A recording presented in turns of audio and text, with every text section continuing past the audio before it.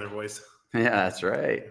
How y'all doing? We're talking about singing today. I hope you guys are doing awesome there. Let's see how many. You've got 14 of you on here already. I know it's going to grow really fast. So let me turn that mic so you guys can hear Anthony. What's going on, guys? So we're finally getting to the series. We wanted to talk about the series I did where it was the Friday series where Anthony was sick with COVID. Yes. It was the series on approaching, and it's a 5 video series. Originally I said 4 videos, and we made it 5 on the basics, fundamentals of being good at approaching women. I don't know if any of you have watched this or not, or gone through it, but I think it's something that you can go through over and over and over again. If you go look at the Fearless Friday videos, you can find that series. Matter of fact, we should probably create a specific playlist just for those 5 videos. And I'm really excited to have Anthony here to being that he's really the guy that loves to go out and approaching and fearless these days. I'm older now, and he's really taken the mantle of that.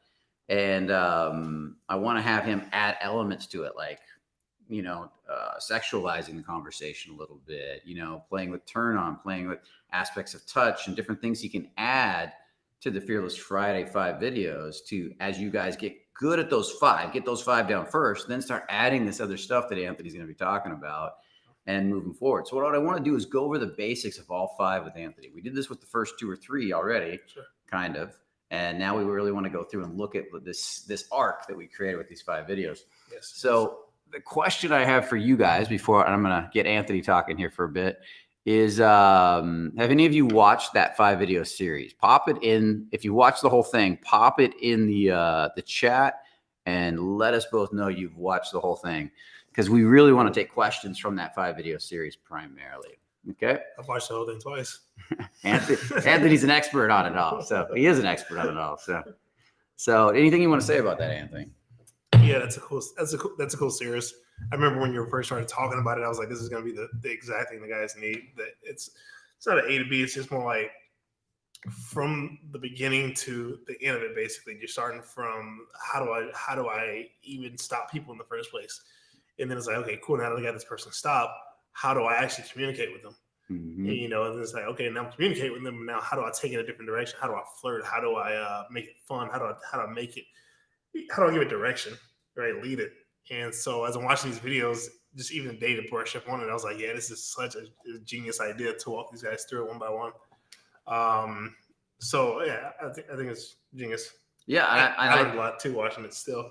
Well, I like watching it over and over because it's a good reminder, and I feel Fearless Fridays is kind of built on this idea, and we can expand on it massively. And ultimately, we want to create a bigger, in-depth program, adding all kinds of other elements, way beyond what we put in those 5 videos. But those 5 video series will be the fundamental basics of it.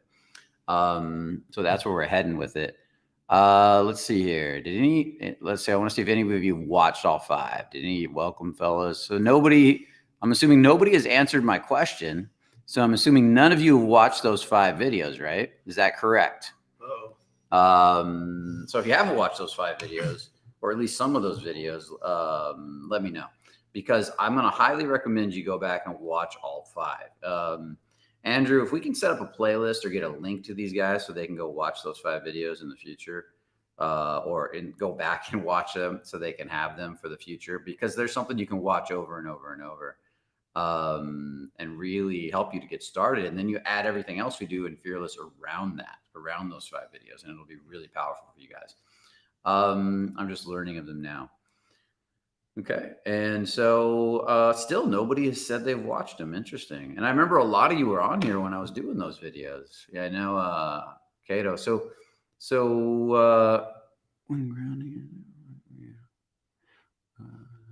I know I haven't seen them. Okay. So it's going to be hard to take questions from those 5 videos, isn't it?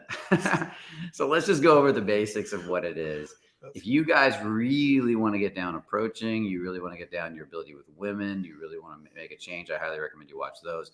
I have some good fundamental videos coming out in the future too, with some models where I did 3 videos with different models, one on touch, one on eye contact, one on voice and vocal tone, that are going to be coming out down the road in a few weeks too. So those will be fun for you to watch, and those will be a good addendum to some of this other stuff. But in the first one, we talked a lot about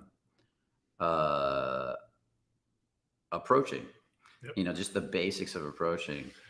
And we have a little different view, I say at Fearless, than most people on the idea of approaching. And that idea is that if you don't know how to approach, awesome. You've seen most of them, but missed one. Good. We got one guy. So we'll take all the questions from Kirk. He definitely gets questions in today. So when you approach, we say approach when you're learning and you're getting good, approach and talk to everybody. Walk up, talk to people, start conversations. I used to stop 80 people a day, 100 people a day, and ask us anything from a basic question, where Starbucks, and practice building conversation, pacing the conversation, leading the conversation, grounding the conversation, making people laugh, eye contact, opening my heart to them. I would practice all these different skill sets, and it was really, really powerful to be able to do that many a day. Sure. And that radically shifted my life. When I stepped in front of a beautiful woman, I was that much better because I was already good at grounding, containing, leading, channeling a conversation, which is all the masculine qualities.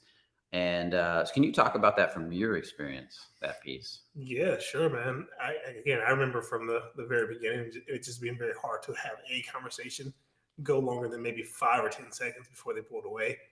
And so I remember going through the workshops and having to be like, okay, cool. Well, this is your exercise. So they go out and have a 30-second conversation or 2-minute conversation. And it was just terrifying to do. But then over time, you start to realize once you play with these energies, opening the heart up, filling the feet, that it's actually really easy to have a 30-second, 2-minute conversation, even 5 to 10-minute conversation when you're practicing that stuff, especially the grounding. You just let it go right through you, because people are not in a rush to just speed off after you start talking to them. Yeah, that's true. So, well, I found, in the beginning, nobody wanted to talk to me because I was being weird. In the end, I didn't know that at the time. People would be repelled. And I assumed it was about my looks or something about me. And then as I started to get more grounded, more relaxed, more comfortable, I started to generate really good feeling emotions. People were kind of pulled into me and they wanted to talk to me more and more. And sometimes I would have to break off from people because they just would talk like they just start pulling in towards you. And did you have that same experience? Yeah. I remember when that shifted, I was just like, my mind is I have the power now. That's what it felt like. I think I talked about it when I went back to work that Monday after I took the first experience workshop, how all of a sudden people were just, they were talking, and it wasn't, because before that it was always like, I got to get this conversation somehow, some way. It's getting weird for me. My body wants to freak out and leave. And I wasn't doing that for once. And they would just stand there and chat. Before you even know it, 20 minutes is going by and you're like, okay, man, I gotta get back to work. Yeah. So, that's super true. And then did you notice, now, did you notice it? Because as you did it, well, first off, there were several elements that made it work. One is consistency, right? Sure. You had to do it every day. So if you guys are doing it once a week, that's not going to do much for you. No. If you do it four or 5 times a week, that could do a lot, like going to the gym, right?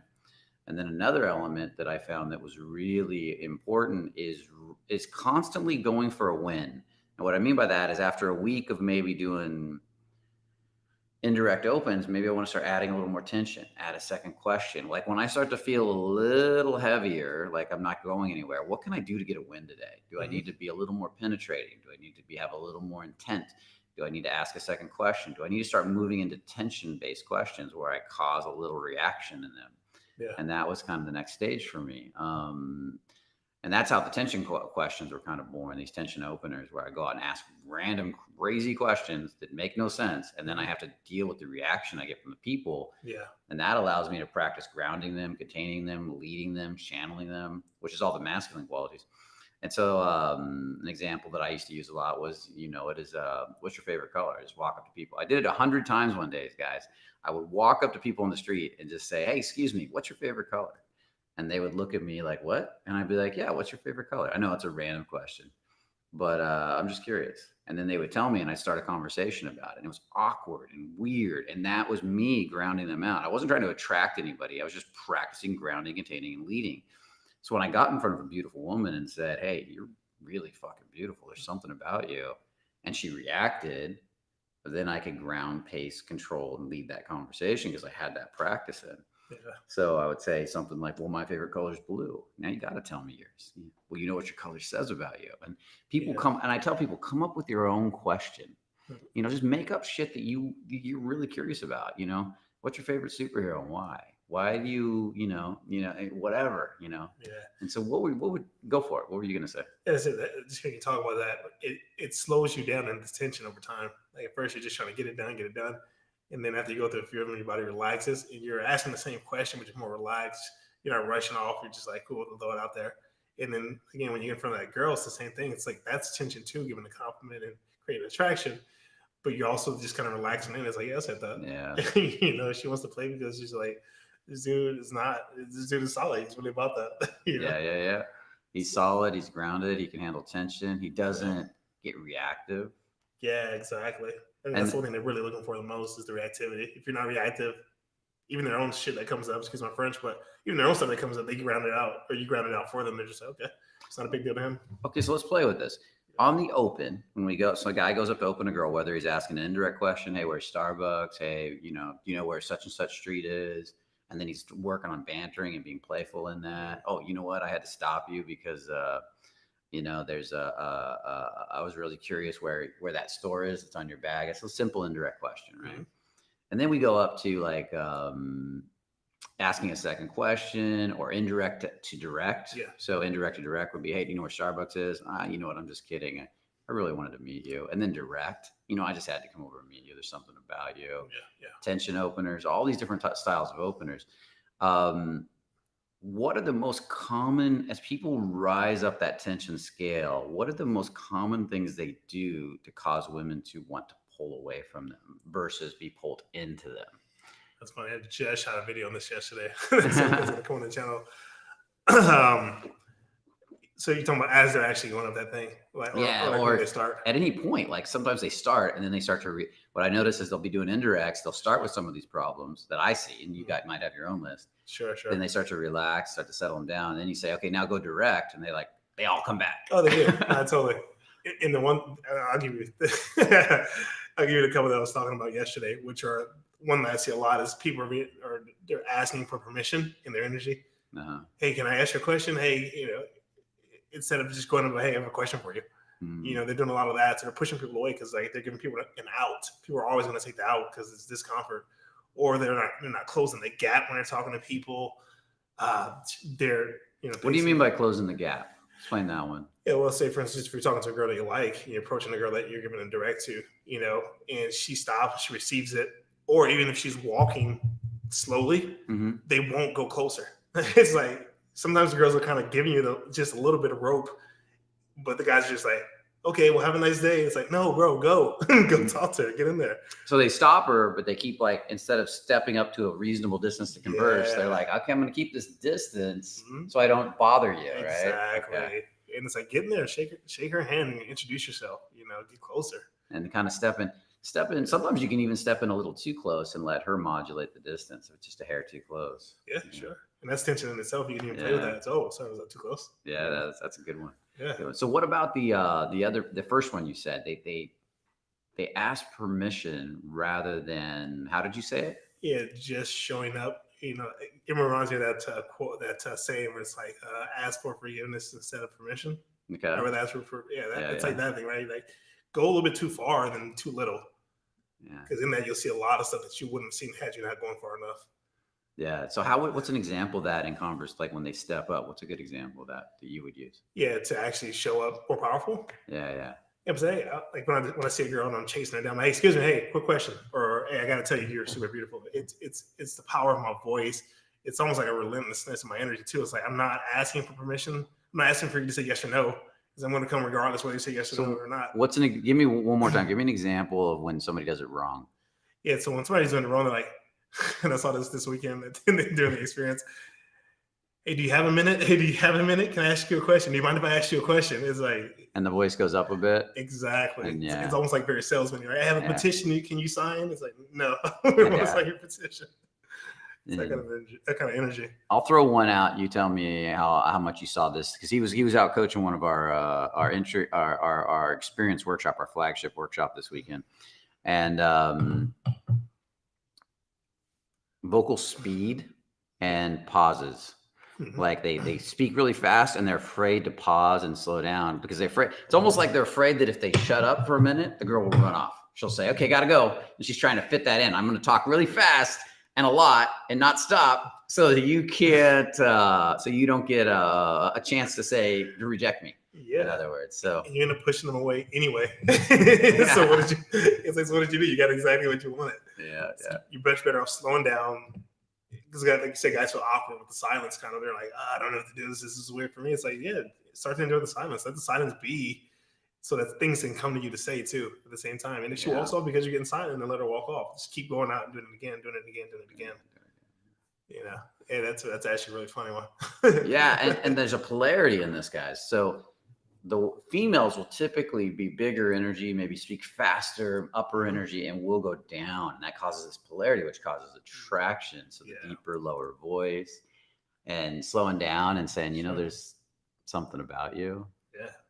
And then pausing and letting her like wait. Yes. Oh, tell me more about that. And then leaning back and pulling your energy back, pulling her towards you a bit. And so it's all the opposite of what most of you guys are actually doing. So do you want to comment on that? Yeah, sure, man. Because that's cool. Because you can see when a woman starts to come down to that level, she starts to speak a little bit slower too. She can relax in her own body. She starts to relax. You see her literally relaxing her body. And she's talking more at your pace.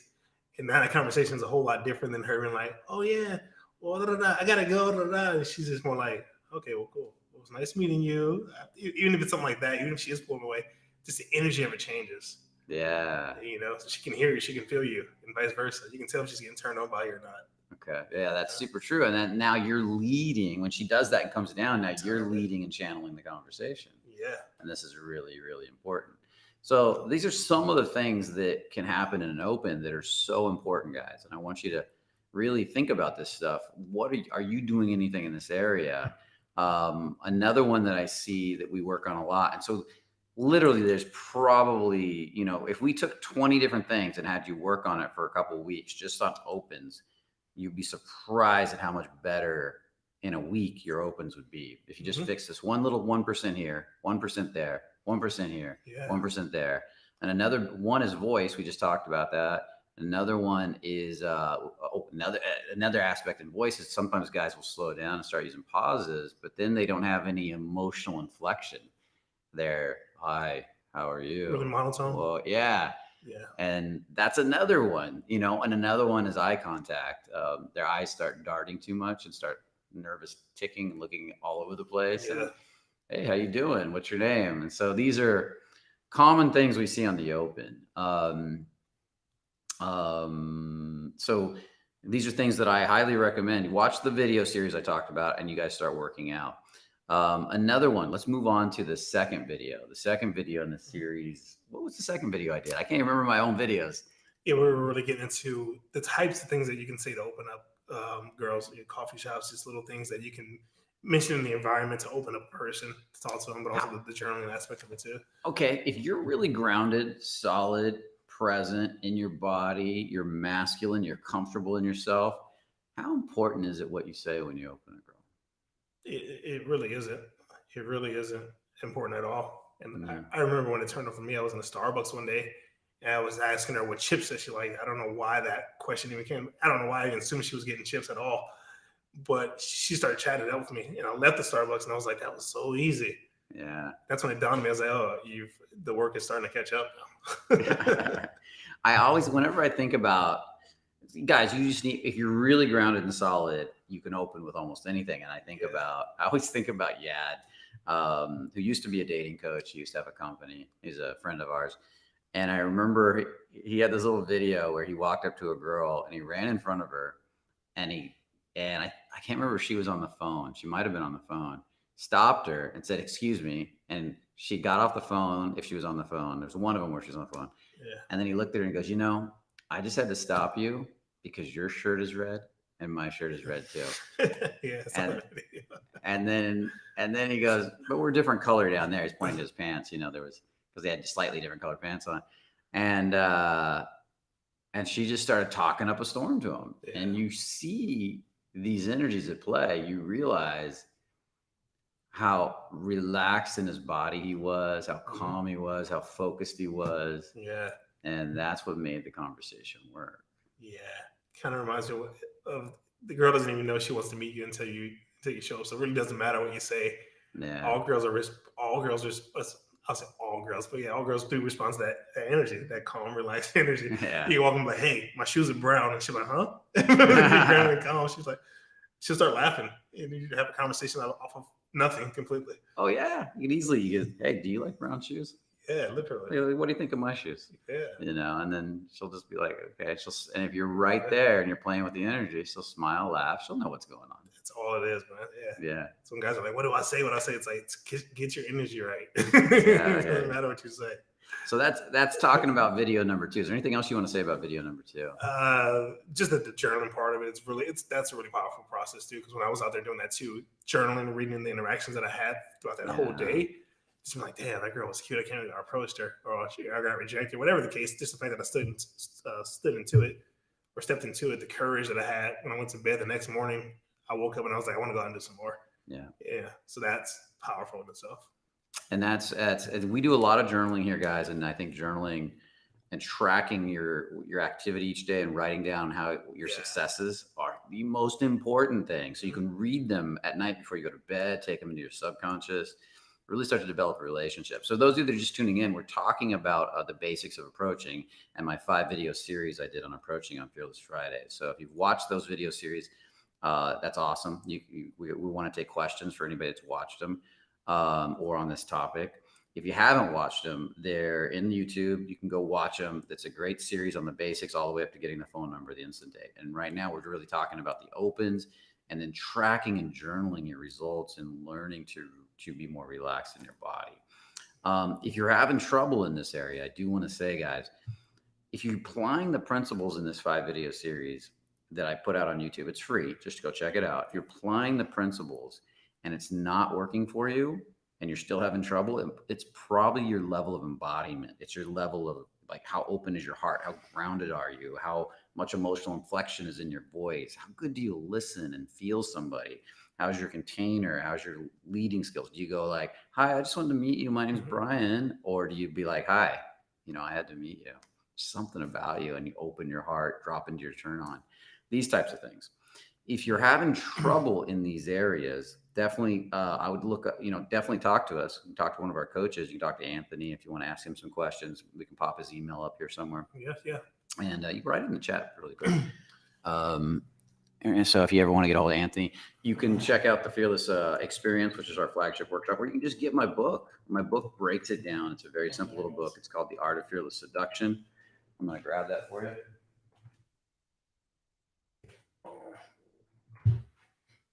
And it's just a simple little read, but it breaks down exercises to develop all these ways of being, and you can buy it online, and it's an awesome little book. And there'll be I'm sure we can pop a link in there somewhere to get it. Yeah, it's an elaborate book. It's like the manual for everything.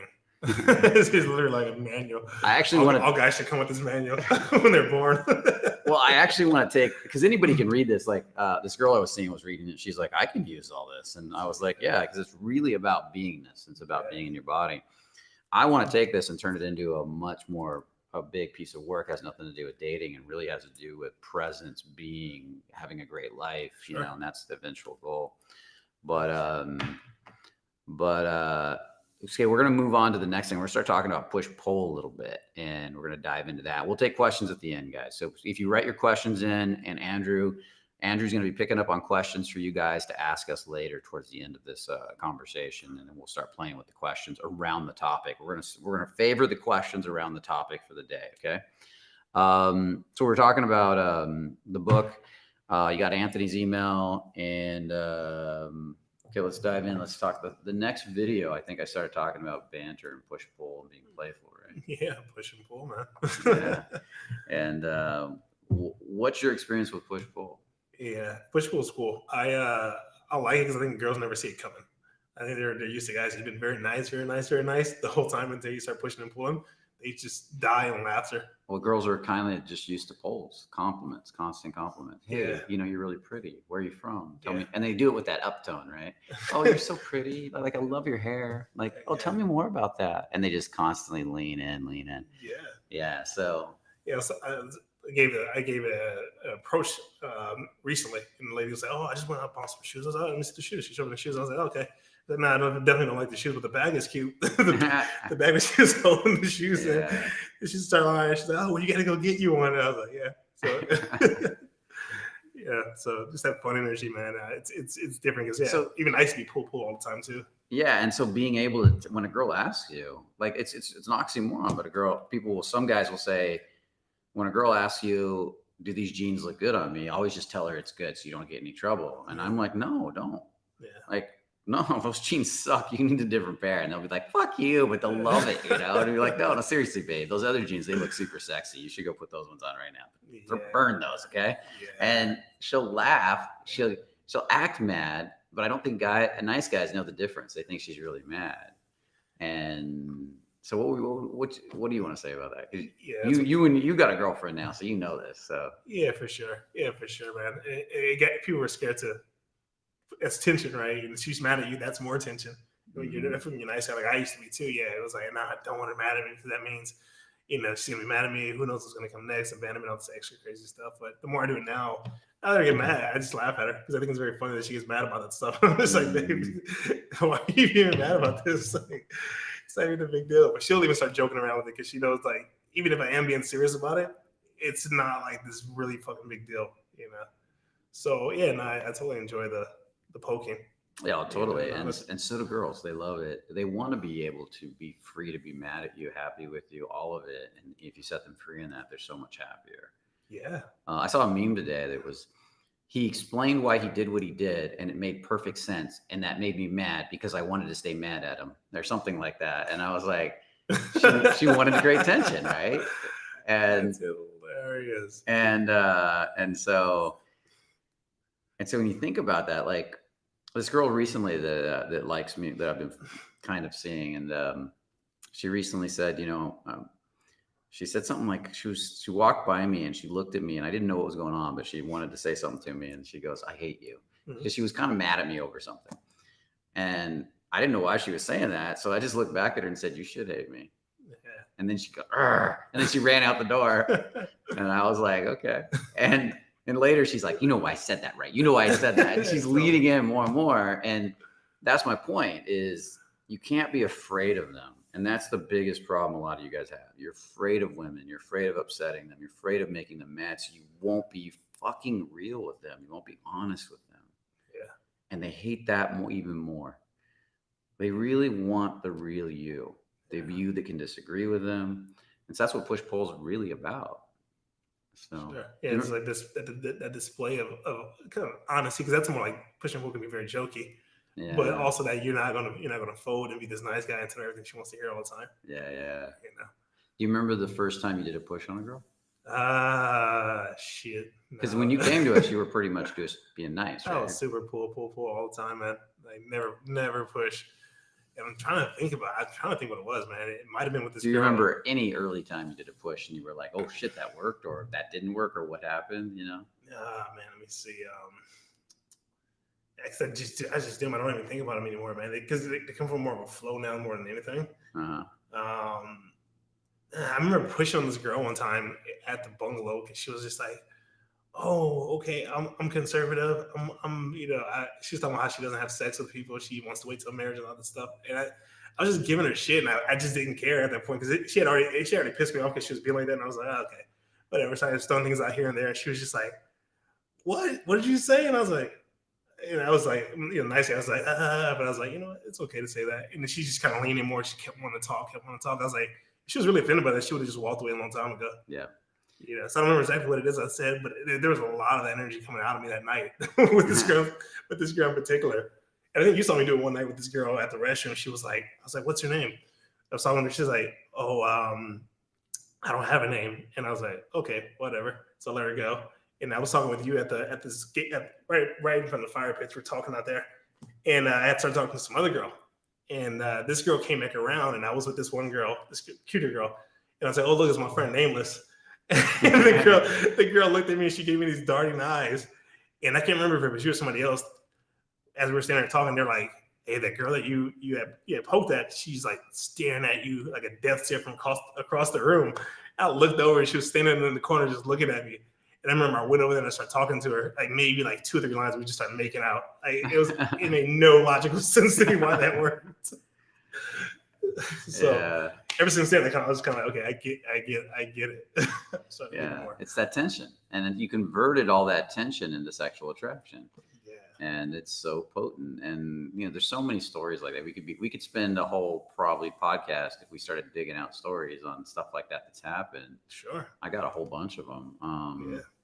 And it'd be fun to get all the coaches and just go through all their tension that turned into sexual attraction experiences. That would be a fun conversation. Yeah, hell yeah. Now I think about it as you're talking about them, most of them did start with some level of tension or discomfort, at least on my end, before it actually transpired into sex. Yeah, it's super powerful. There's a guy out there, I've told you about him before. I don't know if I've ever let you listen to the audio, but there's an old recording, guys, of a guy named Sean Royster, and he was interviewed, and I think it's a fake name, but he was interviewed by David D'Angelo, definitely a fake name, Evan Pagan, on his dating his dating guru series where he was interviewing different dating guys. This was probably 10 years ago. But Sean was just some dude he met, random dude. He's not a dating coach or anything, that was good with women. And Sean said, oh yeah, he goes, the number one thing I want to do with women when I go out is I want to polarize them. Like, that's not the first thing I say. It's the second thing I say that matters. Well, the first thing I say has to create tension. And this is his game. It's not all. But the first thing I say creates tension. The second thing I say is how I deal with that tension once they respond to it. So like he talks about walking up to this girl and saying, hey, what are the chances of me getting a fistful of that hair by the end of the night? And that's one of the examples he uses on that interview. So if you guys can find that interview, it's really good. And then she gets all mad and he walks away and says, you know what, I can see you want to talk, but I got to get a drink. And then she comes over to him later mad. And it's like, why would you say that? And he said, well, what do you mean? Why would I say that? She goes, why would you say that was rude? And he goes, well, look at you. You're beautiful. There's just something about you. And he starts grounding her out. And the next thing you know, she's all over him. And this is an example from that interview that's so powerful. And I've seen stuff like this over and over in my life. I've seen it with clients. I've seen it with friends of mine. I have one friend that would use a line so aggressive, I'll never use it in my life, ever. I've got a couple. I got one client that did something that I'll never repeat any of this because I don't want you guys going out and trying it, because if you blow it, you're going to be in serious trouble. And I can't believe they used to do this stuff, especially in today's climate. But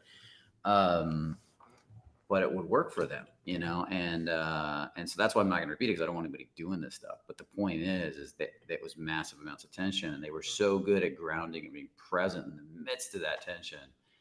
That it would convert to attraction, turn on interest, all kinds of stuff. Yeah, it's crazy. The things that the girls pick up on, I guess, from energy or a body level, just from that alone, just from the fact that you can take whatever she's throwing at you and just laugh at it and not be affected by it. It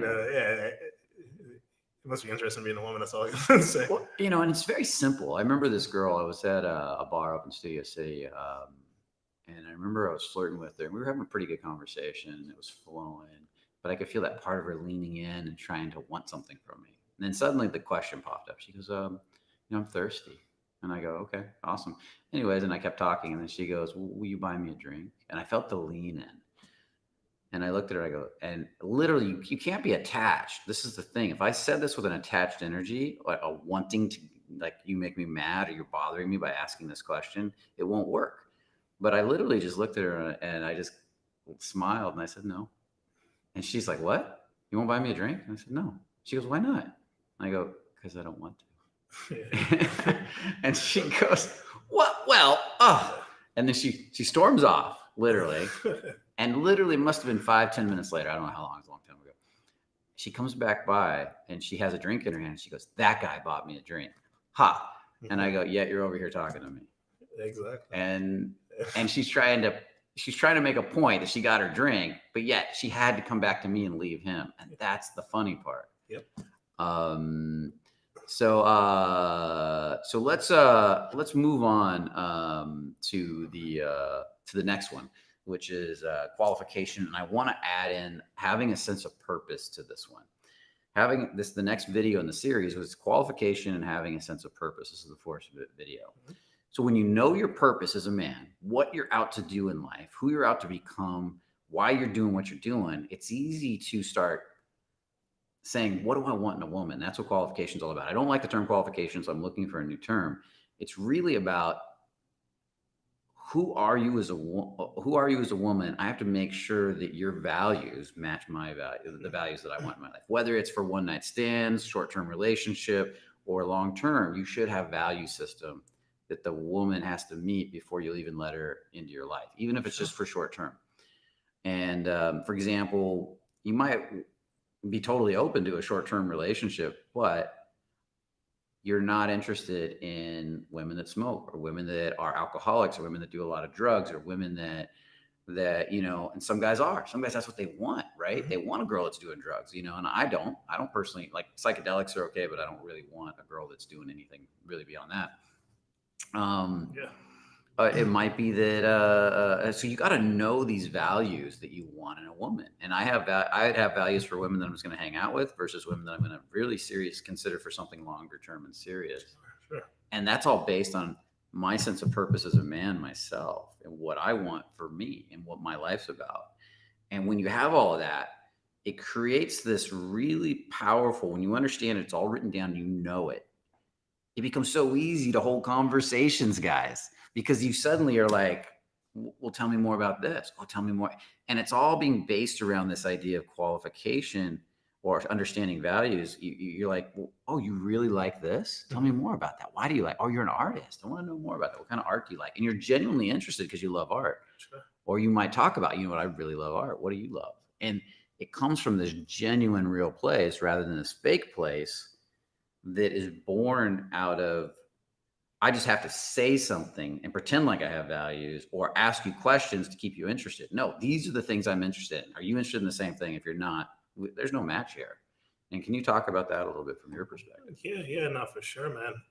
Kind of reminds me of the thing of the qualities I look for in a girl that I do want long term. You know, a lot of those things are like I love women who are in personal development, for instance, like that, who are working on themselves, things like that.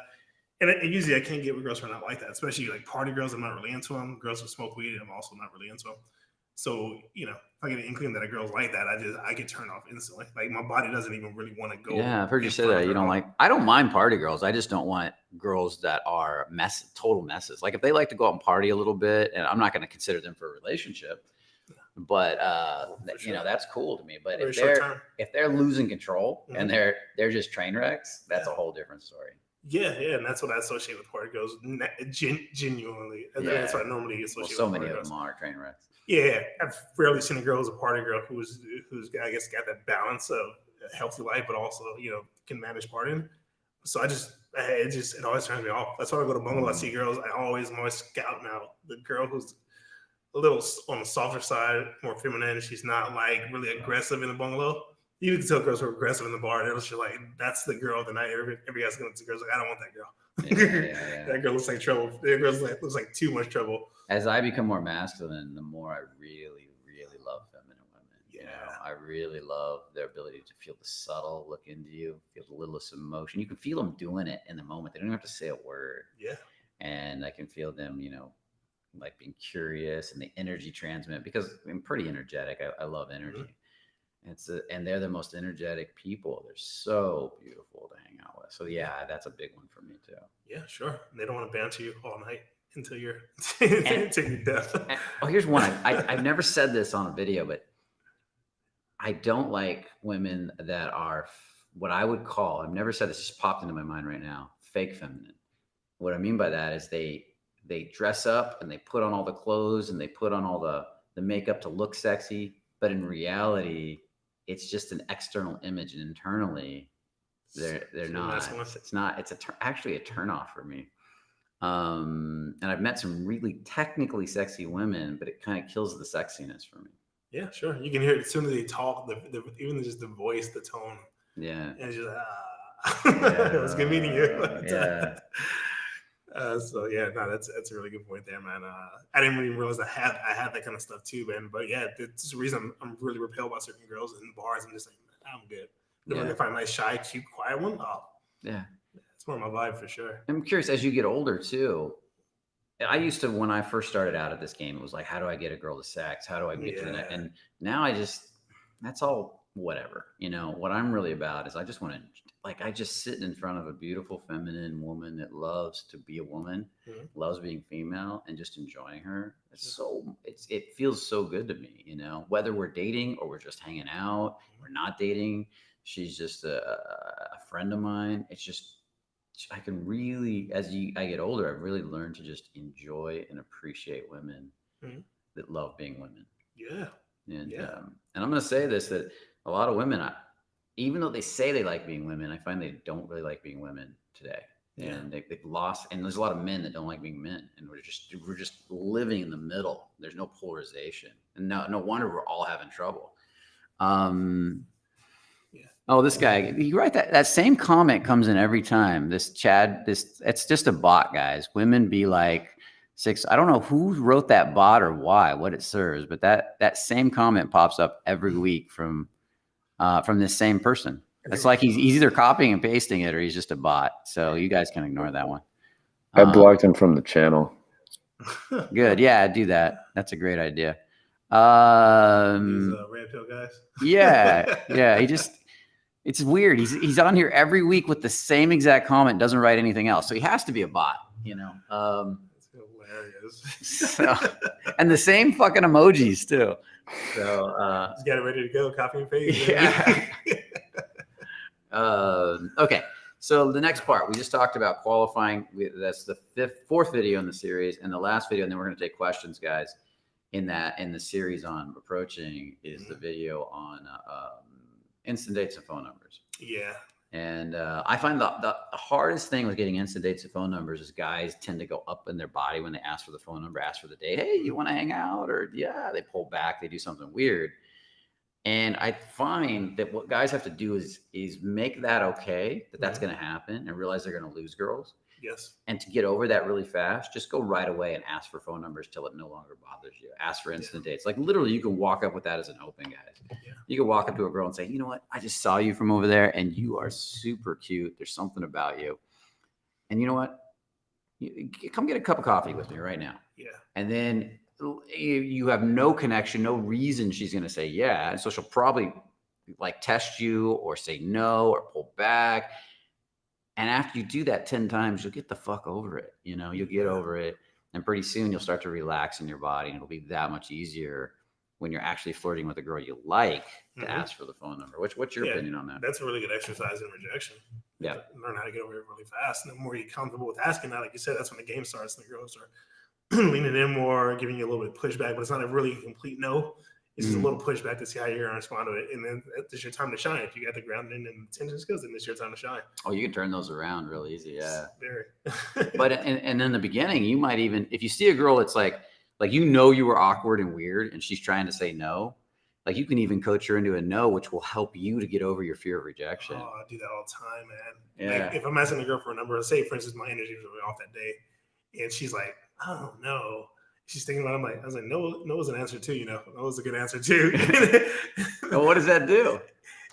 Sometimes it turns them around, doesn't it? Exactly, because they're not expecting a guy to be like, oh, you can say no, it's okay. You know, and they're like, okay, well, here, give me your number or something like that. And it's just like, you guys are so silly. Like, just relaxing and just play with it.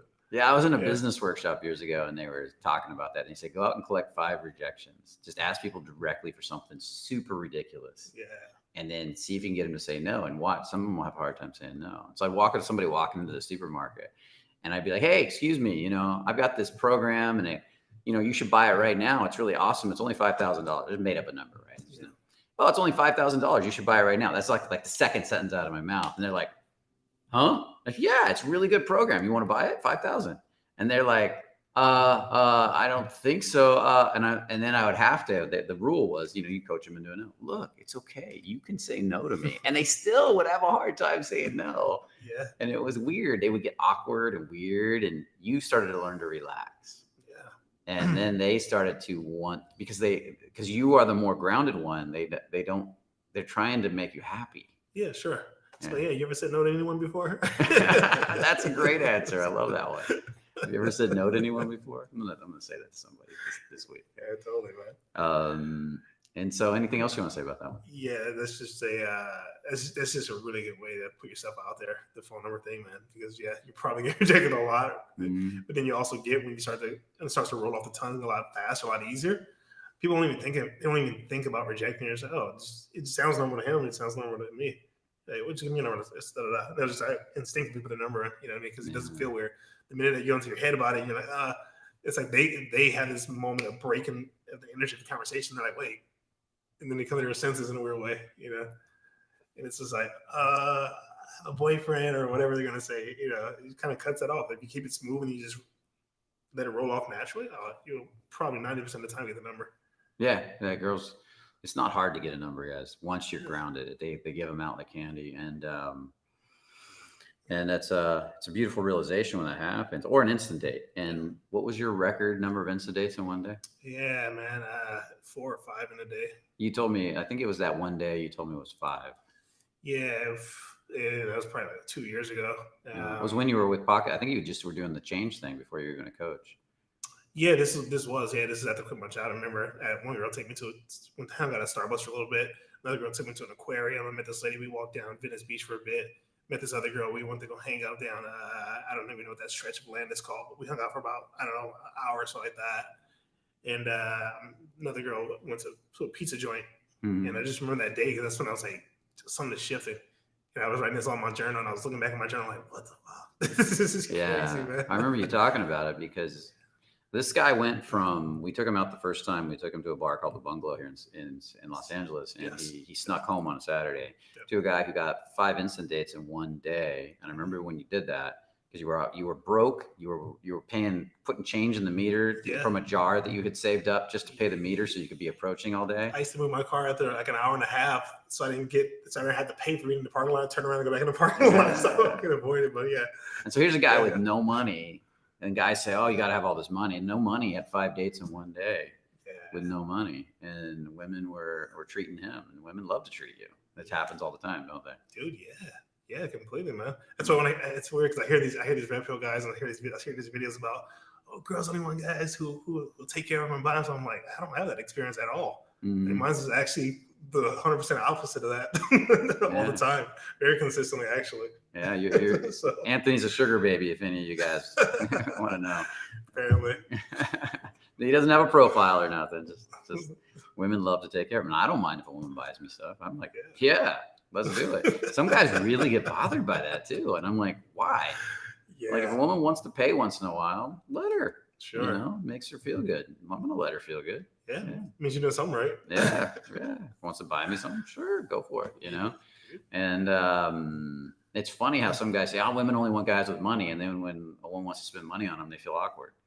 Yeah. And I'm like, that doesn't make sense, you know? Yeah. Nah. You know, another thing I've never experienced, you know, when guys are like, oh, girls always want guys to buy them drinks. I've never had a girl ask me to buy her a drink in the bar ever. Yeah. Never. Interesting. I have, but it doesn't happen it hasn't happened in a long time. But yeah. I will offer sometimes, but that's occasionally. Yeah. Did you hear Jonathan's story? You hear Jonathan's story? He bought a girl a drink. Recently? Yeah, I think he said maybe a couple weeks ago or a month ago. He was like, you know, he knows us, we don't like girls' drinks. And he's like, I actually bought a girl a drink this time. So you know what happened? Like 5 minutes later, she was talking to some other dude. I was like, bro, you already know that. So why did you do it? Yeah, and so my whole attitude with drinks is I don't mind buying a girl a drink as long as I don't want anything in return. As long as I'm like, yeah, if you want to walk away, you can walk away. I'm buying you a drink out of my choice, not to buy your time. If I have any inkling inside myself that I want something from her in return, I don't do it. There you go. And sounds like he was very attached to outcome. Well, he learned his lesson. Sure, also. And so, and I've also had and I'm sure you've had this opposite experience too, where you'll roll through a bar, socializing and talking to, maybe you'll open 10, like the assignment is open the next 10 people, guys, girls, everybody. Just go through the bar and say, hi, I'm being social. Yeah. And you'll be rolling through the bar, talking to people, and people just want to buy you drinks. Guys want to buy you drinks. People are like, let's get him a drink. Here, and they hand you a drink. Here, take this one. We got an extra. You know, that type of stuff happens, right? Yeah, I was telling guys about this in the week long that just passed, how when we went to the bungalow earlier on, you're like, go talk to, you know, there's like, I don't know, 4 tables on this side, 4 tables on this side. There's a bunch of tables in the middle of this particular area. You're like, go open up everybody's table And you're like, wait, what do you say? He's like, just tell them what you're there for. And it's like, you just tell them that you're working on your social confidence and that you're meeting everybody here. And so I would do that. I go to every table, talk to them. I get more relaxed. And as you're going through actually going to the tables, you're like, oh, sit down, we'll grab you a drink. Hang out, sit down, eat some of the food. It's like, no, I'm okay, man. It's like, what? They get all offended by it. Yeah, they want you. And the funny thing is that when you first start doing that, you might walk up and say, I'm a little nervous. I'm just getting over my fear. And they'll be like, oh, it's okay. And they want to take care of you. And women aren't going to get attracted to that, but you're facing your fear. And then after a while, you start to say, I'm just building my confidence instead of saying I'm getting over my fear. And I'm just working on building my confidence, build it. And they're like, really? That's ballsy. And they start to respect it. Dude, and then later, when you start to get really good subcommunication because you're relaxing so much in your body, and you're like, hey, yeah, man, I'm just working on my confidence. I'm a little shy. I'm looking at, they're like, you're not shy. You just use this to meet girls. It switches, and that makes me laugh when that happens. That's a sign you're doing something right because something's changing inside you. And so you should have seen me 2 tables ago. It was hilarious. I took the student out once. Him. His name's Sean. I'm not gonna say his last name, but I was taking him to a bar. He's terrified to open people, and I had him in this bar. And I think that day I had him doing all these opens on the street and on the bar, and we're going. And I was just trying to break this fear of opening people that night, get him to calm down because he had so much anxiety. And so we were going through the bar, going, hey, I'm just building over my fear, then eventually building my confidence. I'm learning to be more social. I'm just saying hi to people. And he started to get more funny and more open as he did it through the night. And he was out on this patio and he's talking to this group. It was a big group. And he's like, and he started to get really free. And he's flowing. I didn't have to push him as much. And this dude who was in the group, who was a pickup guy, he's like, he looks at me and he's like, what's your friend doing? And I said, what do you mean? He's like, that's not the way you open girls. He's like, you need to say this, that. Don't ever say that. And I'm like, interesting thing is you're over here talking to me and he's over there talking to all the girls right now. And they're laughing and having a good time with them. Exactly.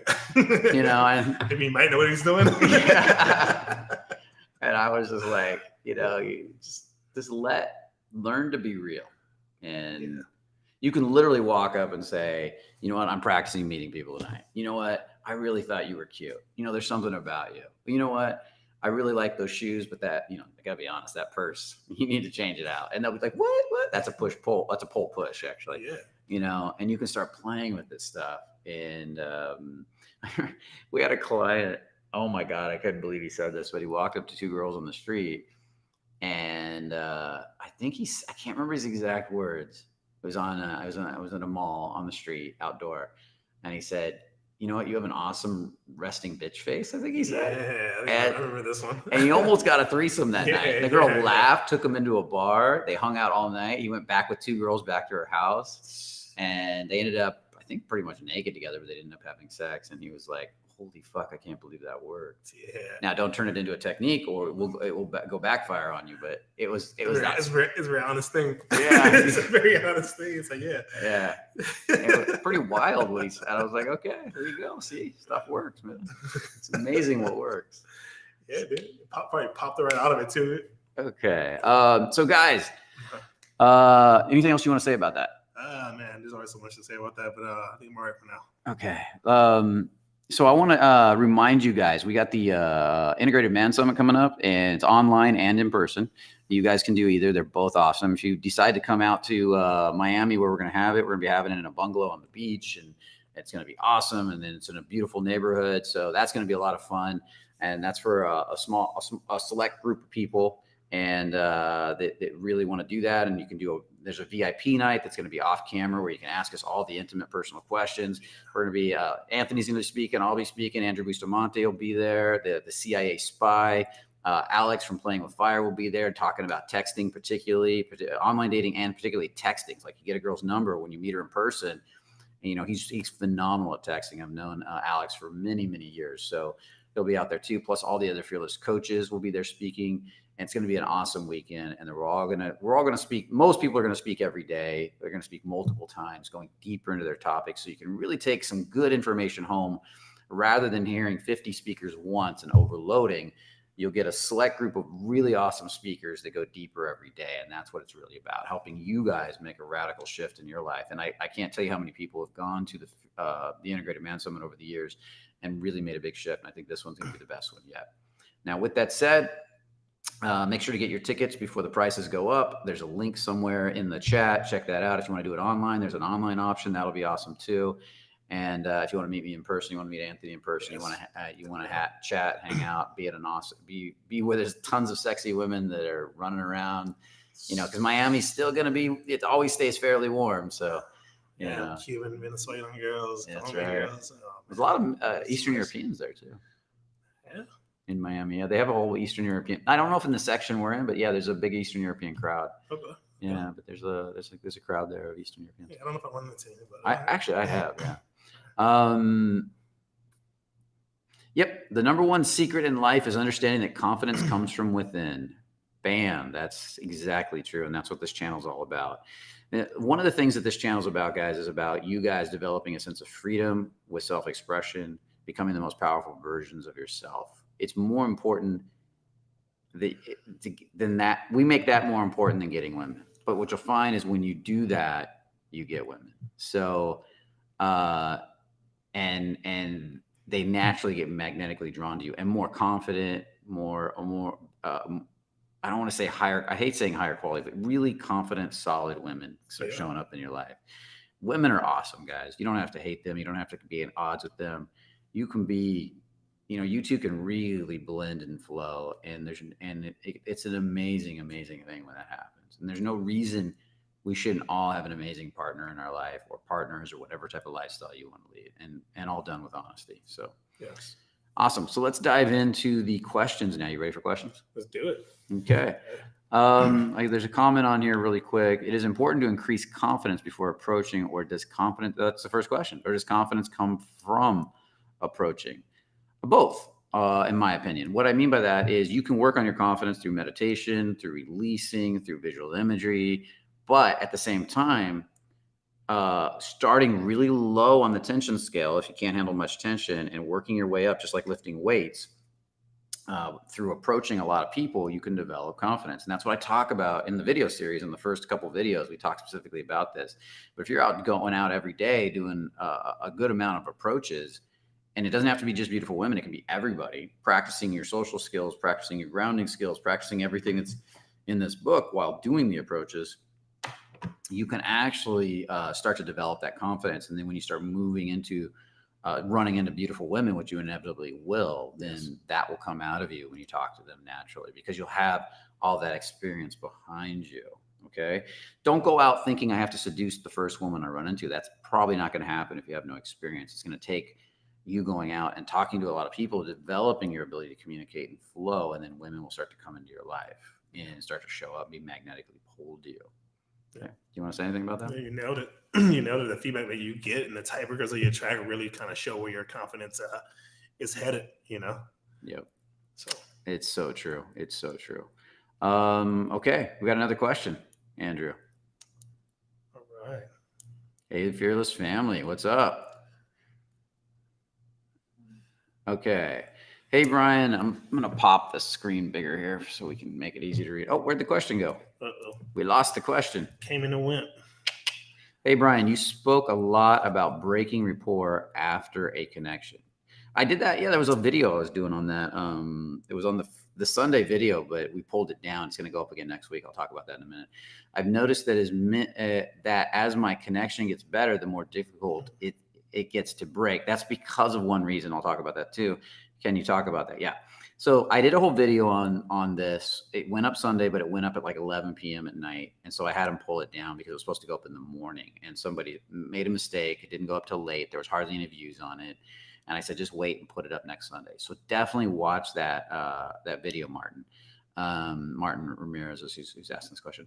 So with that said, the reason you would have trouble, if you're not used to getting connection and you're finally getting it, there's a part of you starving for that connection and is afraid of losing it if you break rapport. If you got nice guy syndrome, you're going to be really terrified of breaking the connection because there's a codependent nature going on. I need to keep you happy to feel good about myself.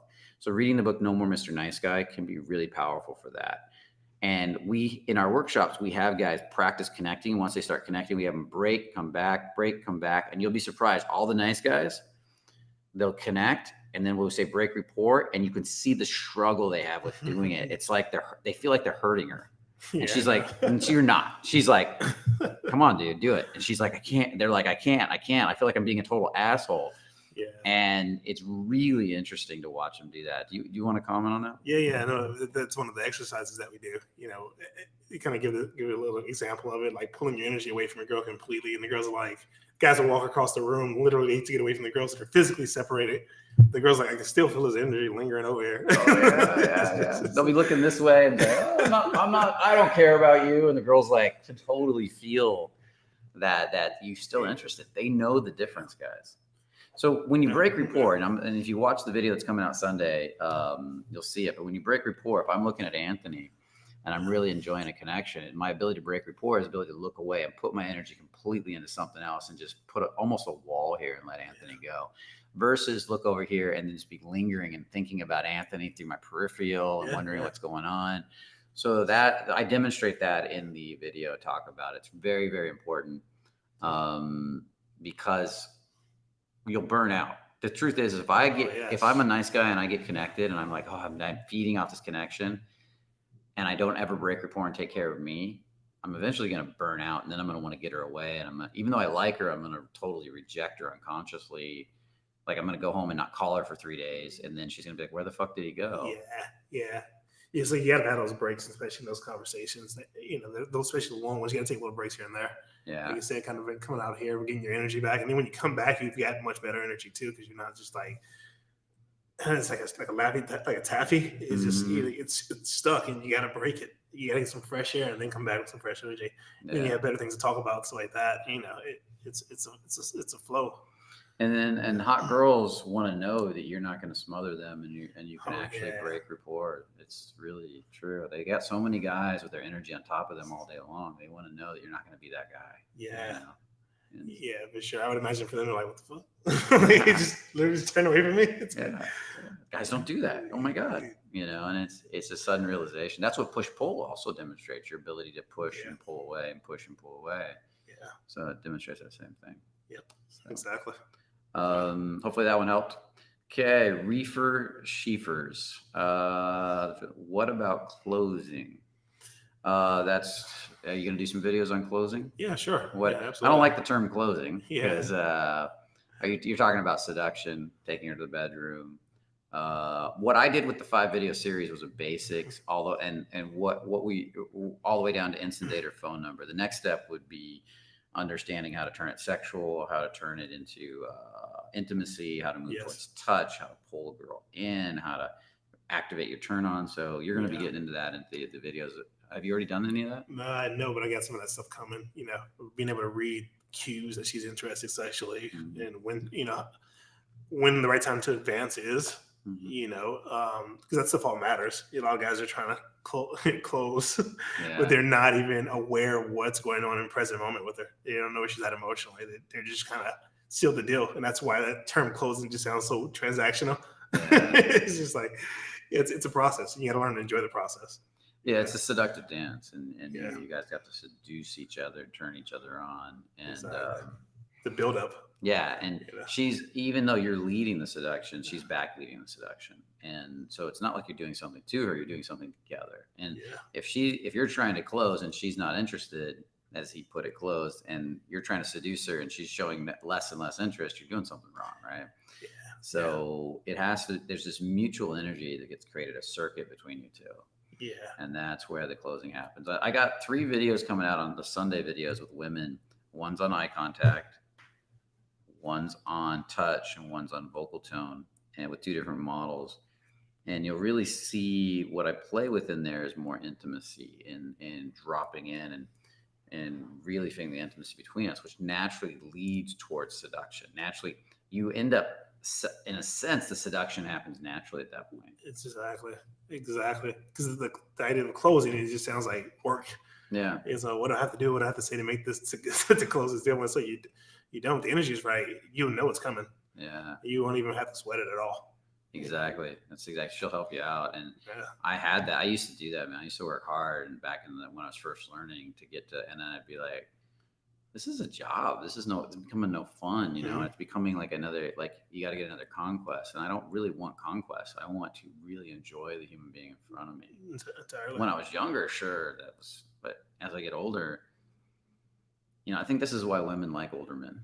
Yeah, I can see it. I got hipped onto that a couple years ago. I was like, I get it. Yeah, They're way more grounded, way more mature. They can sense subtleties and all that stuff, and it's like the younger guys are just pushing, trying to get. They're more relaxed. The older guys don't need, you know. So it's different energy. Younger guys talk too much. Yeah, when they're in the seduction. Yeah, half of the seduction is the silence or just the space in between the stuff, the eye contact, the feeling, right? Yeah, get those analytical words and conversations out.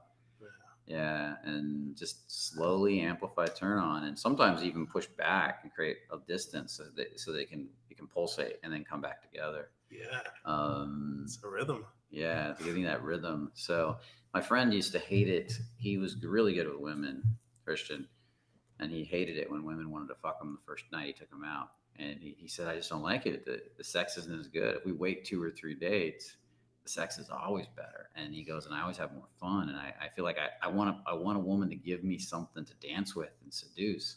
Yeah. And so he goes, when a woman starts moving me towards sex on the first date, I'll always create obstacles for her. And I've had that happen where you start creating obstacles for the woman, pulling back. I've had that happen a lot, and more as I get older. Like, let's slow this down a little. And they the next thing you know, they're like, yep, charged up. And then they're trying to seduce you, and they're chasing you, and you feel like, oh, this is fun, you know. Yeah, this is really interesting. I remember the first time I told this girl. This was like the realization. I told this girl, let's not. I said it to her. I said, you know, she's like, I don't know. We should be careful. You know, we should take things slow. And I think I said something to her, like we were going out on a date. And I said, yeah, you know what? No matter what, we're not sleeping together tonight. I totally understand. Matter of fact, even if you try it, I'm not going to sleep with you. I think I was a nice guy at this time. And I was serious because I was like trying to respect her. And I was like, so you know what? Because I want you to understand that I really like you. So, no, we're not sleeping together tonight. I don't care what you do. And I was being like, no. Oh man, she was on me. Like, she was determined to get me to sleep with her that night after I said that. And I was like, what the fuck's going on here? It was a wake-up call for women, you know. And I was like, this is cool. Yeah, a little shift in polarity there, right? Yeah. So it was fun.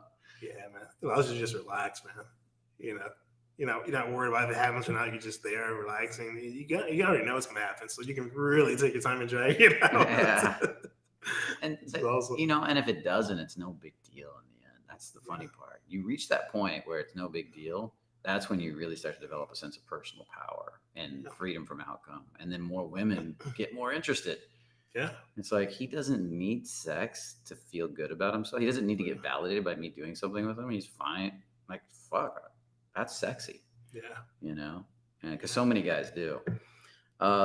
Great tale. Okay. Approaching doesn't serve me in my life right now. Okay. Don't do it. Did it a lot and it rarely worked, but that's probably because of how you're being during the approach. And that takes a lot. For a lot of people have that problem. You got to work that out. Some people are great on online dating because of that reason. Like, after they've been with a woman for 30 minutes, they can calm down and start to really be attractive. But on the initial approach, they have trouble. Okay. Let's get back to the rest of the question instead of me jumping in. But now I only see how fake I am when I do it. I do the inner work and socialize with females in my path, though. That's good. Good. That's not really a question. It's more of a statement, but you don't have to approach, man. You can do online dating. You can do social game. You can build a social circle.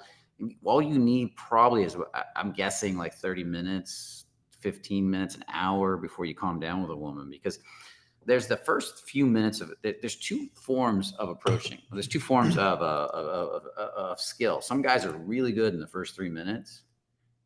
Right when they first walk up, they're relaxed because the woman doesn't know them. They're like, whatever. And sometimes as the woman gets deeper and they get more vulnerable, they get nervous. And some guys are way more comfortable after they get to know the woman a bit and they start to understand how she works, and they relax, start to become themselves. Yeah. And so those are 2 different skill sets. Sounds like you've got the second skill set where after they get to know you, you relax, but you don't have the initial skill set.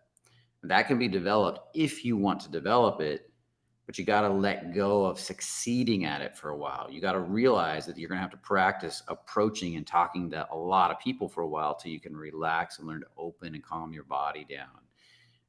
And then you'll eventually reach a point where you'll be just as calm with people you approach as you are with women that maybe you've gotten to know over time, and you can start to develop that ability to put the two together. So. Yeah, sounds about right. You got nothing you want to add to that? No, I mean, it's literally what it is, going back out and doing a bunch of it, and also being very unattached to the outcome, just realizing that you're gonna grow from each one. And again, it comes back to the journaling part of it, man. Journal your stuff, so you can see the incremental ways that you're actually growing and the incremental ways that it's actually benefiting you. Yeah, that'll excite you to keep getting up and going out every day. I think that's what we want to create a approaching program that's around that first 15 minutes. I really want Anthony to take that up. That's around that first, well, actually 3 minutes of an interaction leading into the first 15 minutes, and then so forth, and developing that ability to span that first bit of distance.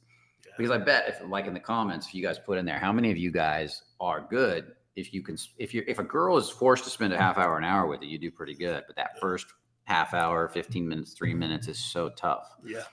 And that's just your nerves. You're not relaxed. You're not being yourself. And that's a skill set, guys. That can be developed, though.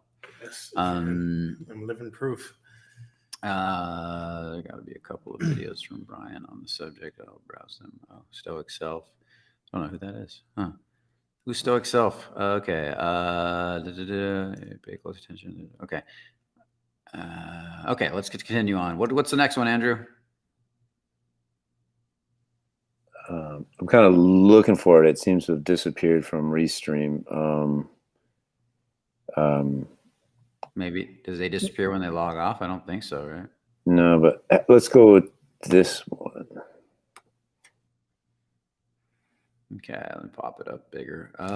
How do you avoid getting easily attached to women besides being on your purpose? Stoic Self.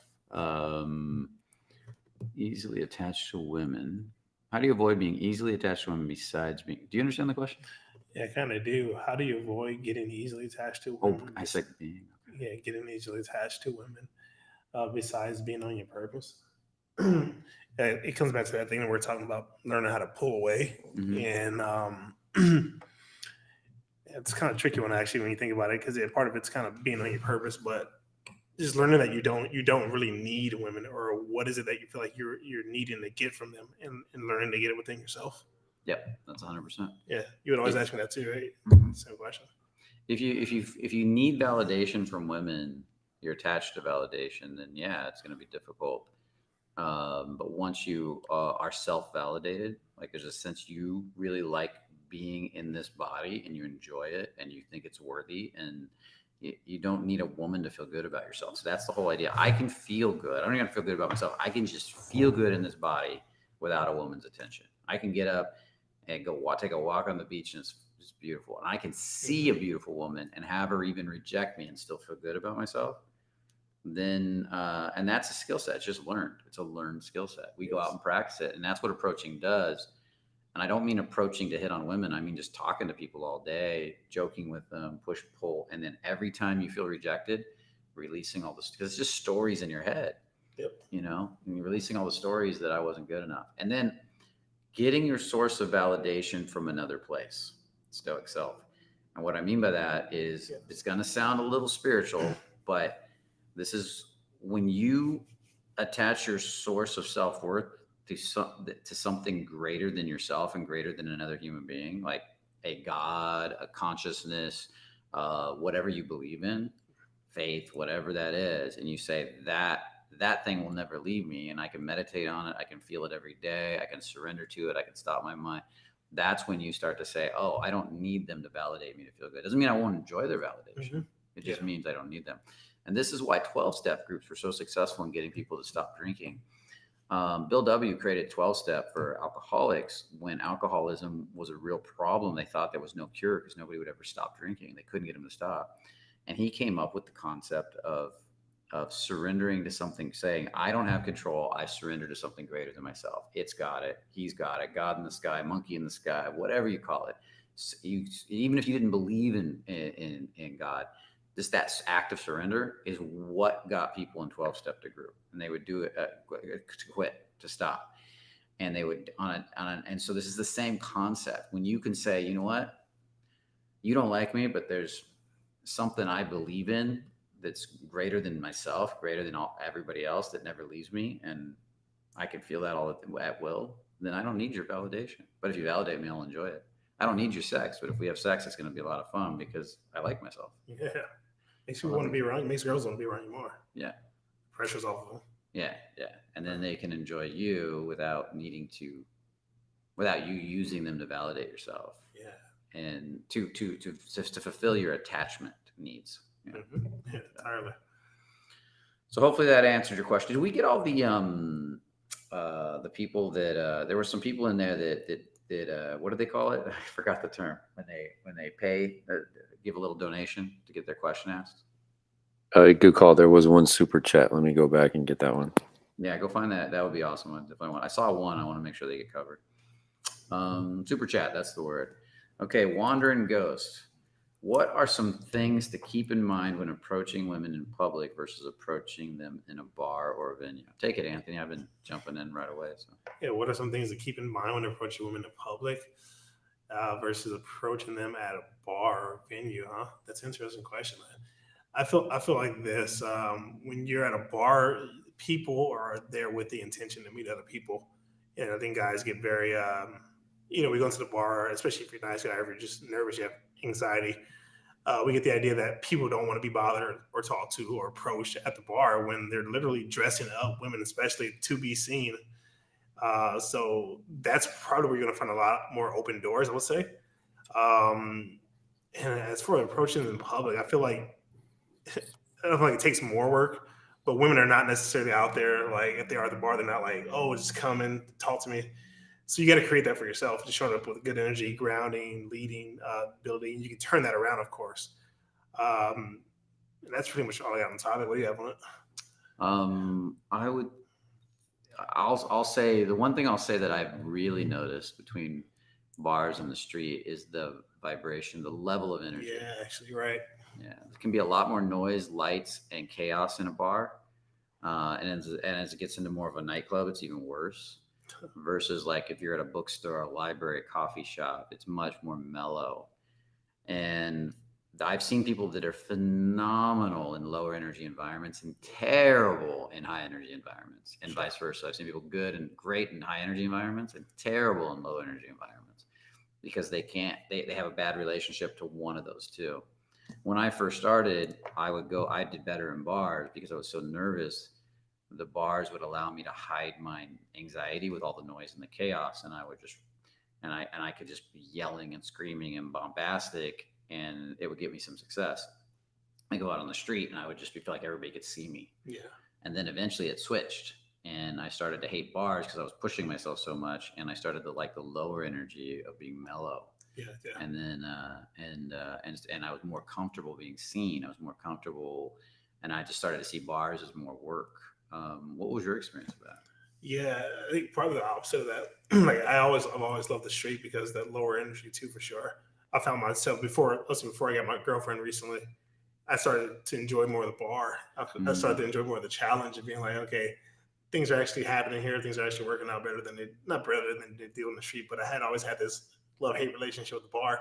Yeah. I was like, I'm finally starting to figure out how the bar works. I'm finally starting to figure out the energy thing. And you're right, it completely is vibrational. You can't show with lower energy to a high energy environment. It just doesn't work, even with your own energy, because you're just dragging up people down and yourself. Yeah. But I was starting definitely to enjoy it, man. But I've always loved, because my energy is low naturally, so I've always loved street stuff. Yeah, I can have a very relaxed energy too, and I will say this though: if you go to a bar type setting that's more of a private club or a charity event where people are screened before they get in, and you've been, in a sense, approved to be in this event as a guy, the opens are 1,000 times easier. Suddenly you're like, oh, he must be successful. He's at this event, or he's in this environment. Who are you? And they get curious. Whereas at a bar, the typical bar where everybody can go, or nightclub, their defenses are up because there's so many dudes hitting on them all night that are just randoms, right? Totally randoms. Yeah. Yeah, there's this pre-selection for sure makes you feel a lot safer. Yeah. Yeah, it's pretty cool. Yeah. So you get to events like that, go have some fun with it. Yeah. So, okay. Did you find that one? Awesome. Super chat, right. €2 from Europe. Awesome. Hey, Fran. Hopefully you're still on the call. What would you say? I'm assuming that's say. What would you say to a young man going bald? Enjoy it. I mean, it doesn't really matter. Look at me. This is honest truth is that we make it a bigger deal than they do. And I just do not give a fuck. I would love to have a full head of hair, but I don't think it's going to increase my success with women at all. It would just be for me. I've thought about getting a hair transplant, but I look at the price and I'm like, nah, because if I just shave my head like a cue ball, women love it anyways. And I love the whole cue ball effect. I don't know if you got a good bald head, but that would be another way to go. It actually usually for most people makes you look younger. So, talk to some people about that. Some people are terrified of it though. I say, let's shave your head. And they're like, oh no, I don't want to do it. And they freak out.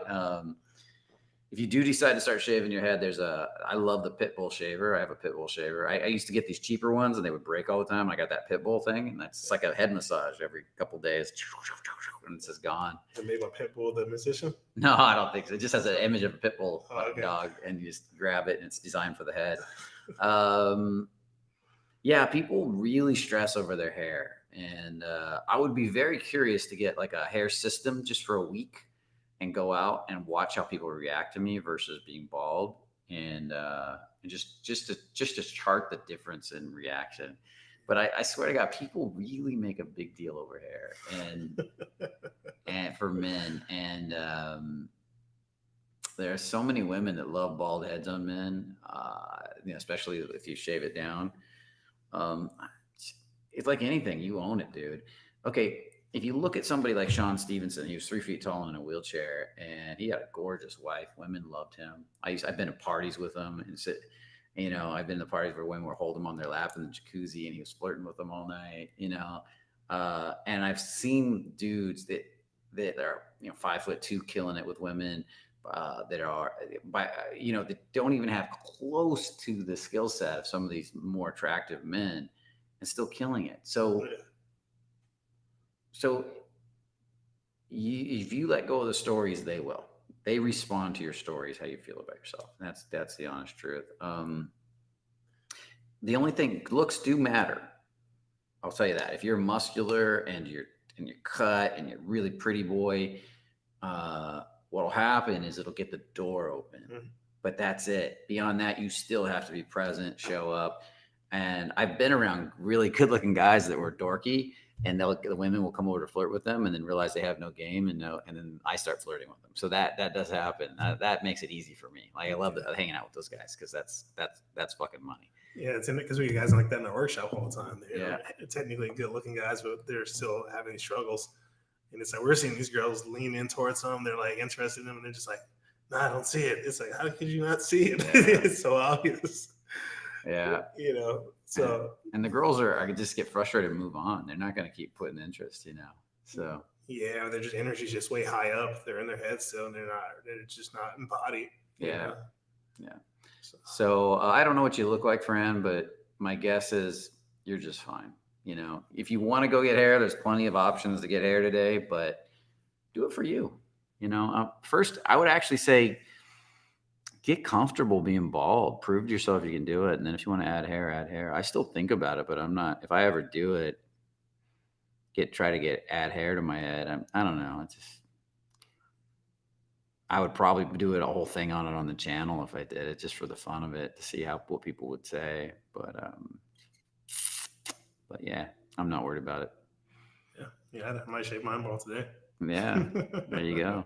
Dave, my business partner, used to shave his head bald all the time, and he has a perfect head of hair. He just hated hair. Interesting. I don't think I've ever seen him bald. Oh, he used to. When I met him, he shaved it down all the time. He buzz cut it as tight as you could get it down to the bottom because he just hated to have to deal with it, and he would do that all the time. And then with time, he's gotten used to having hair on his head. So it's crazy because he's had dreadlocks. Yeah, he had dreadlocks at one point. Yeah.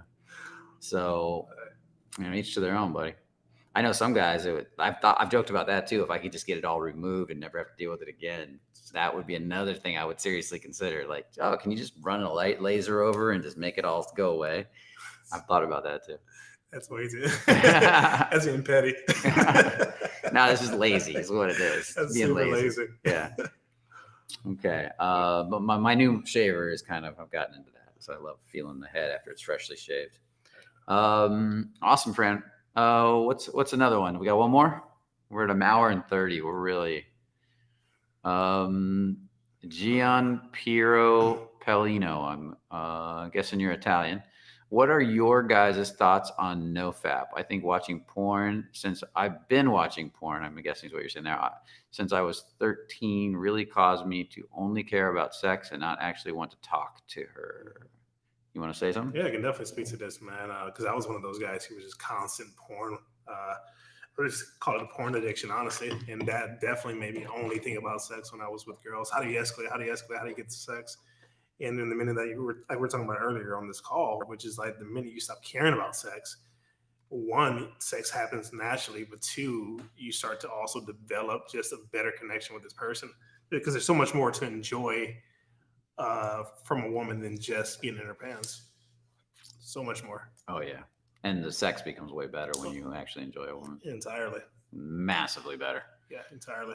When you're just trying to get laid, there's this weird thing that happens that, for me, I couldn't even enjoy the sex that much when I got it, and there was this sense of completion when I ejaculated, but then I'd feel like shit about myself after I ejaculated too. Sure. Yeah. And then now, God, I just love to prolong it and tease and play and have fun, and it's a whole different game now. Dude, yeah. All that energy that you get harnessed up. Oh man, there's so much energy that you can use to get shit done. Yeah. And you just willingly want to get up and get stuff done. Like it's not even a struggle at all. Yeah. So I definitely support Nofap. So now Nofap in the sense that when you have sex, you can come, but not because some guys, they really work on never coming. Like, and I think that's a good practice as you get older. Interesting. Like Dr. Glover, he talks about it in the interview I did with him, where he's in his 60s and he doesn't like to ejaculate but once a month. But then he wants to, because he's in his 60s, he wants to have sex with his wife every day now because he only comes once a month, and he loves it. He loves it. Like, I can't keep my hands off her. I'm grabbing her all the time. Yeah, I get that. He says if I was coming every day, I probably would lose interest. Yeah. I would also imagine if you're probably getting older too, you want to maintain as much of that life force energy as you can. Yeah. Just keeps you driven. But yeah, not totally. When I've got a couple of days and I haven't masturbated, the way I look at my girl, she can feel the difference. Yeah. She's like, baby, I can just feel like you just want to tear me apart. Like, because I do. Yeah. So that's something that you want to keep consistent, especially if you're in a relationship, I think. Yeah. And so you guys know, if you understand how that works, is you can learn to start having orgasmic experiences without ejaculation, separating ejaculation from orgasm. You can look at like the Multi-Orgasmic Man or Enlightened Sex Manual. They talk about it there. And there's some deeper teachings out there if you look it up. And a lot of people talk about it online. It's where you kind of take the energy that would normally come out your cock with your cum and actually run it up into your spine, into your body. You get an endorphin response to your body, which then gives you energy. You don't get tired, and you have more energy afterwards. So that does take training and practice to develop. Okay. So if you guys want to get into that, there's stuff out there. We started to develop have something on that. We were going to add more, but we had to take it down because one of the authors of the program asked us to take it down. So we had to take it down. And so we've talked about creating another one on stuff like that. Mike C, focus on the revealing process. You have to uncover the emotions that are telling you are not worthy. So that's just that was an accident. Oh, that was me. That was me responding to him. Okay, good. Yeah, honest truth is, if the two tools that I use the most would be revealing and movement, and I put them together, and I'm creating a whole. In the future, there's going to be more and more trainings around revealing and movement as far as dating and sex, and because the more I do that, the happier I am. If I dedicate my life to, and I'm talking about embodiment type movement, getting more embodied, hooking up my energetic centers, channeling, grounding my body, and then releasing all the resistance and the aversions in my body and the attachments in my body. And then what happens, I just become more and more, I live more and more in the now, and I become happier and happier with the now. And I need less and less external bullshit to make me happy. And then what happens is what you focus on kind of comes to you easily. If you really want it. If you really want women in your life, they come to you. If they don't, you're still happy either way. And that to me is where the magic is, you know. I definitely don't chase women like when I was younger. I have no interest in doing that. It's a lot of work and a lot of time. And I really value my personal time. But I used to do that. I used to need women constantly to validate me. God, it was insane. And one day I woke up to that. I was like, I got to have a woman overnight. I got to have another woman overnight. And then there was that night I didn't have a woman coming over. And I was like, no woman tonight. I need to find and there was this sense of the same thing. I had been addicted to masturbation. I was addicted to having a woman over every night. And I was like, fuck, this is a problem. Yeah, addicted to that pleasure and the validation. Yeah, and I needed different women all the time. Yeah. And I could be dating 4 or 5 of the same one, but I need different ones every night. And then the next week they could come back again. So I never reached this point where I had to have a new girl but I did reach a point where I had to have a whole bunch of different women in a cycle. Yeah. And I realized that was just not good for me or for anybody at a certain point. I needed to change that. So that's when I did a big practice of learning to love myself. And then the women that showed up in my life were so much more fun and interesting, or maybe they all were, and I just wasn't letting them in before too. Like that. And that's probably more. And suddenly I was like, wow, everything is changing. So yeah, well, so yeah. So I don't know. Did you have that experience? No, totally, man. You gave me some words of advice one day. We were out in that bikini, and it was like we were talking about, how do I kind of draw it back on the women, because I feel like I need to talk to every single girl. It was starting to become a bad habit, because obviously I was in a relationship, and part of that was like, how do I draw back on that? You're like, well, you're still seeking validation, and then it hit me like a train. It was like, nah, I know I'm not. Yeah. and then like from the last 3 or 4 days after that, I was like, yeah, I can totally feel that one for validation still in there. I don't feel good enough. I've got everything I want right now, but I still don't feel like I need to prove myself still. I still need to get more. It's like, it's insatiable. It's an insatiable craving. Yeah, it'll never end. You'll want validation until you face the part of you that has this need for validation, and then you let it go. Yeah.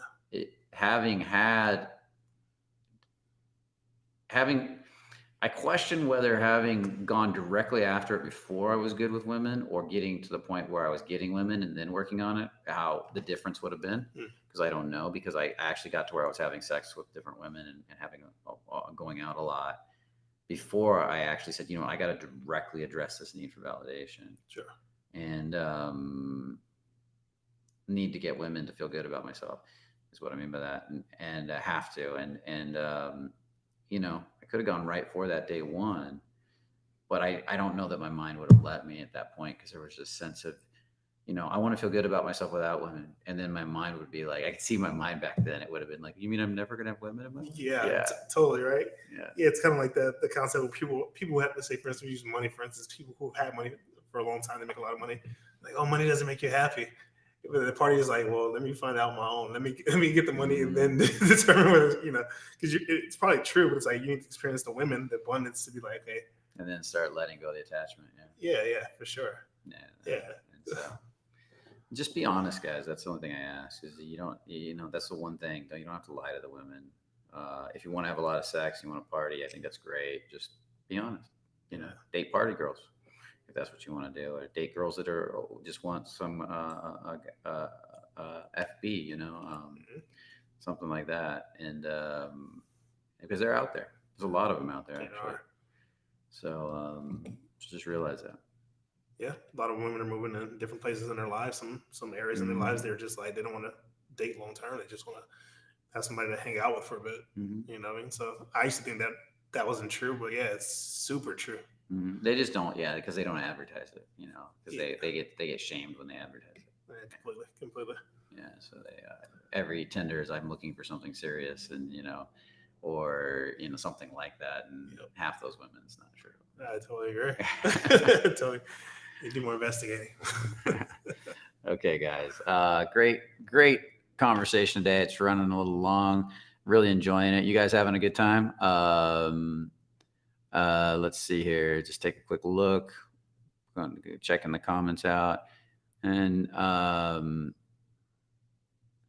I used to experience a lot more burnouts, Ben. I actually experience less burnouts now because I manage with wisdom, with the wisdom of my age and experience of years of work, I actually manage my time a lot better, and I make sure I take a lot of time for me.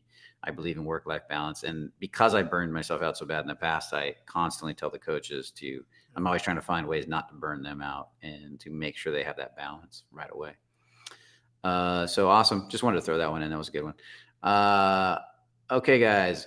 Oops. Almost trying to close the page on you guys.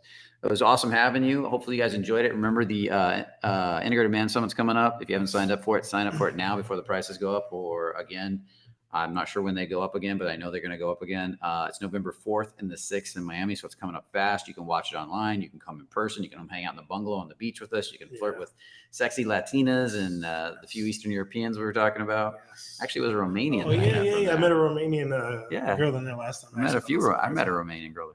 Yeah. So and just have a good time. It's sexy there, guys. So if you want to come out live, you want to watch online, it's all good. You want to join the VIP and ask those deep, intimate questions of the whole team, definitely do that. It's going to be a lot of fun. If you want to reach out to Anthony, his email's on the screen right now. Anthony@thefearlessman.com. Yes. Reach out. If you got any questions, I'm always happy to talk and chat and help you guys get to where you're trying to get to. There you go, man. And so with that said, Anthony will be speaking at the Integrated Man Summit too. With that said, remember, if you're watching this on YouTube, please give us a like. It helps us to pump that YouTube algorithm.